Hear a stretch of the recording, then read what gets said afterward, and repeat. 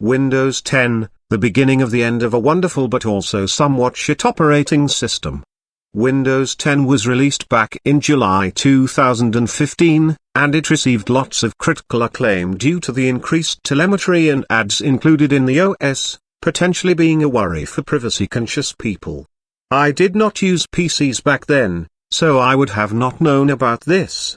Windows 10 was not popular up until about 2016 and onwards. It took users from Windows 7 and older versions to finally upgrade to the then latest version of Windows, which was of course forced upon them by Microsoft. Microsoft included a free upgrade program for people running Windows 7 or 8.1, so those users could upgrade, if they wanted to. However, many people kept using Windows 7, up until it went end of life in January 2020. Windows 10 is the oldest supported version at the time of producing this video, so that means that there are only 2 official versions of Windows you can use. While Windows 10 was not great back in its early days, it certainly did a few things right, such as bringing back the beloved Start menu that was completely removed in Windows 8 and 8.1. Windows 10 also introduced Live tiles, which periodically update with news, sports, and other things. Windows 10 also introduced a new theme, but it looks pretty boring if I am being completely honest with you. Windows 8.1 had a much nicer theme compared to 10, thank God they got something a bit nicer looking in Windows 11. Windows 10 also introduced a revamped Settings app, which was to replace the outdated control panel that has been in Windows since Windows 95 and earlier. Windows 10 also saw a redesigned clock, calendar, file explorer icons, etc.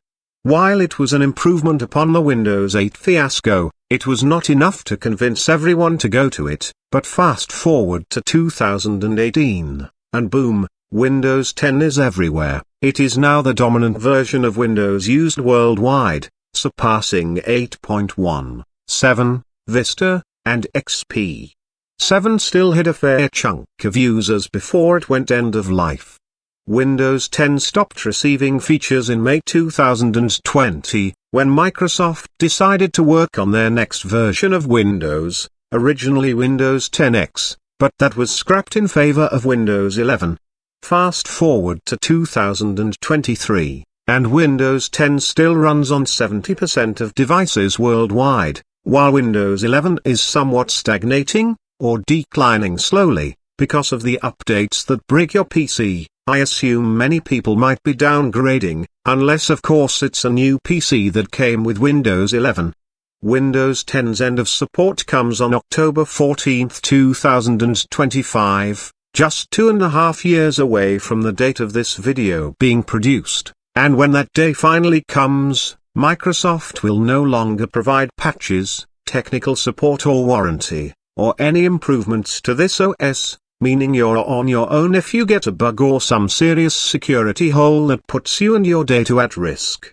Even antivirus will not protect you nor fill those insecurities in the OS, so your only safe option is to go to Windows 11, or 12, or you could go to Linux, but I do not see a whole wave of new Linux users directly because Windows 10 goes end of life. That's not going to happen. Only a very small number of people will consider using Linux or another system. With all of that out of the way, let's see what makes Windows 10 somewhat great, but also a bit shit. Windows 10 saw the introduction of telemetry data collection, ink typing, Cortana, the stupid voice assistant finally going away later on this year. She was never any help to anyone, and Windows 10 also had pre-installed garbage like Candy Crush Saga. Who needs such shit on a home or work PC, right?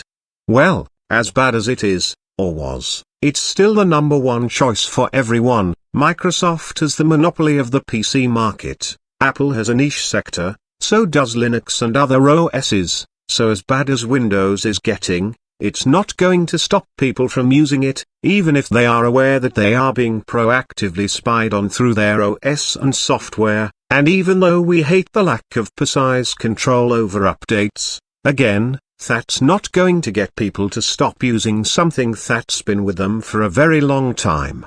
Windows 10 is not as bad as Windows 11, not by a long shot, but compared to Windows 7, oh yeah, it's awful, full of telemetry, ads, bloat, and useless crap you do not need. Even Windows 7 got an update that added some form of telemetry just before its end of life. Well, I am not sure if that's true, but it sounds like something Microsoft would do.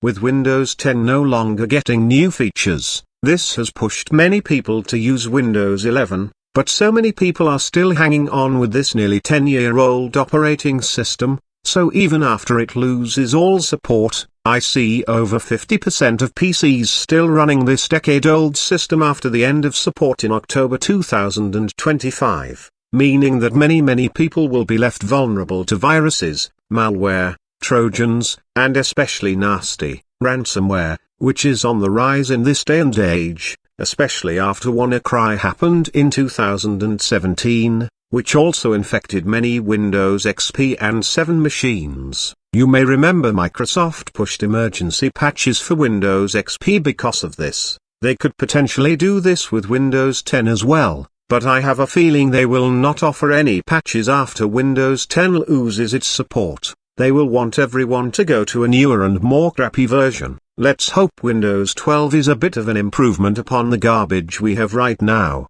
By the way, Windows in the cloud is a real thing, which allows you to use Windows from any device, even a mobile phone. However, this comes at a hefty price to pay, and this is not something consumers will like, so the next version of Windows could actually be cloud-based, or more focused towards it, at least in my opinion, but I think this is bad, because we already have enough shit with it as is. Imagine how much more shit we will see if this happens.